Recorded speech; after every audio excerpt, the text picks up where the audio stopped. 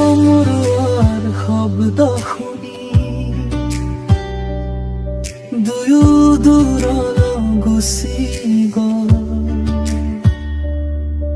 এদিন কথাবোৰ ওঠতে ৰৈ গ'ল, চিঠিবোৰ হ'ল নীৰৱ দিনৰ সাক্ষী। কাৰ দোষ কাৰ ভুল আছিল কোনে জানে, কোনে জানে।